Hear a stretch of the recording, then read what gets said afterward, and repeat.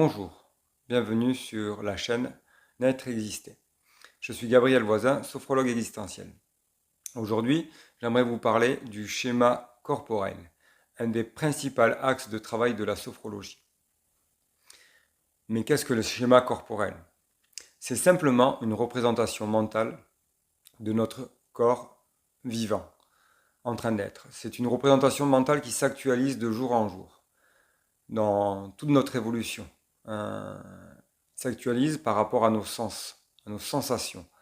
Donc les cinq sens connus, mais aussi les autres sens, la thermoception, donc la régulation de la température, la nociception, les sensations de douleur, l'intérioception, les sensations dans nos viscères, dans notre cœur, nos poumons, etc. Et aussi notre proprioception. C'est notre schéma corporel est parfois étendu. On peut y ajouter des éléments comme un instrument de sport, une raquette, une voiture, pour connaître les gabarits et notre mobilité dans l'espace. Euh, Très en lien avec la proprioception et le sens de l'équilibre. En quoi est-ce important dans l'accompagnement que je propose avec les femmes enceintes? Euh, C'est-à-dire que il est évident que les femmes enceintes vivent de grands changements dans leur physique, mais aussi dans leurs émotions. Et donc la sophrologie existentielle, en travaillant sur la conscientisation de ces changements, va amener du confort psychologique dans l'accueil de ces changements qui commencent par être physiques, souvent dus aussi à des hormones, et ces hormones qui impactent les émotions des femmes enceintes.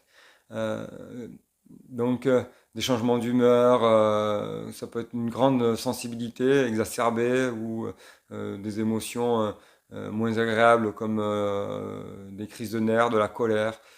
Parfois tout va bien aussi, une euphorie s'installe.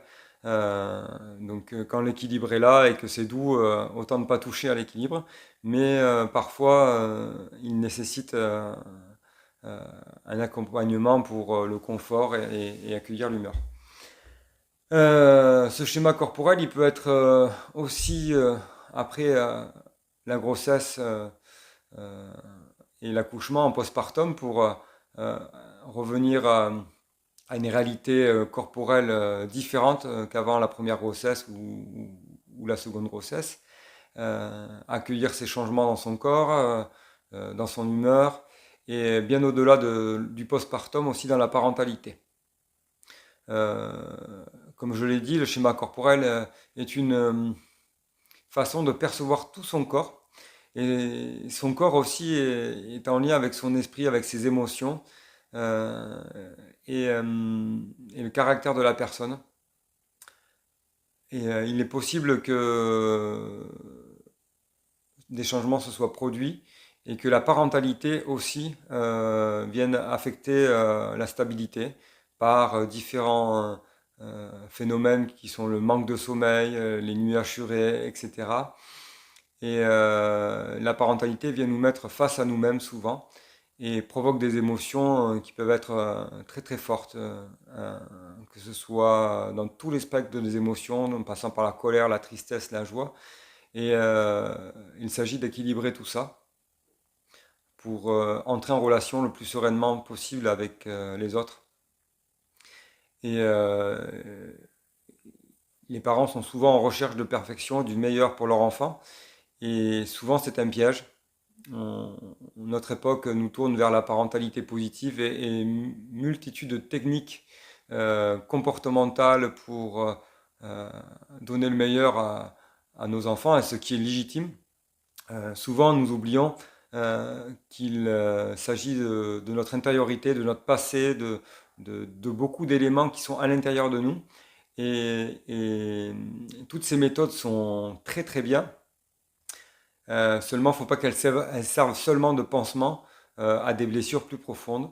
La sophrologie a une vision beaucoup plus globale et élargie. Elle propose, euh, par la répétition des séances, l'entraînement aux parents de bien connaître leur schéma corporel, afin de, par exemple, reconnaître les signes qui s'inscrivent dans le corps quand il y a un changement d'émotion, Euh, et c'est à travers les sensations que nous percevons ça. Par exemple, les émotions de colère peuvent se manifester par des poings qui se serrent, des dents qui se serrent, les yeux qui s'ouvrent grands, la joie donne envie de sauter au plafond, etc.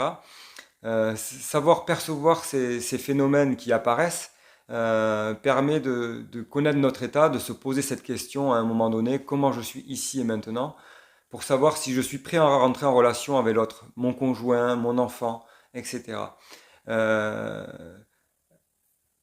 Obtenir cette qualité de présence à soi-même à chaque instant de sa vie est un long chemin qui durera toute la vie. Il n'y a pas de finalité, on n'aboutit pas sur ce développement puisque notre schéma corporel évolue tout le temps, nos comportements changent, donnent des signes différents. Il s'agit de bien se connaître. À partir du moment où on se connaît bien, toutes ces techniques comportementales comme la CNV avec les enfants ou d'autres techniques de parentalité positive vont pouvoir être totalement efficientes en fait, fonctionner beaucoup mieux. Et je pense que en termes de complémentarité, c'est une excellente manière de se transformer, de percevoir sa relation à l'autre pour accompagner nos enfants dans le plus grand confort possible avec nous-mêmes et avec les autres. Donc je m'arrête là pour cette brève présentation du schéma corporel dans la grossesse et la parentalité. Je prévois bientôt des ateliers sur peau à l'espace Medwork. Je vous invite à rester attentif, à vous abonner à ma chaîne YouTube, à ma page Facebook, Naître et Exister. Et je vous dis à très bientôt pour de nouvelles dates à Medwork.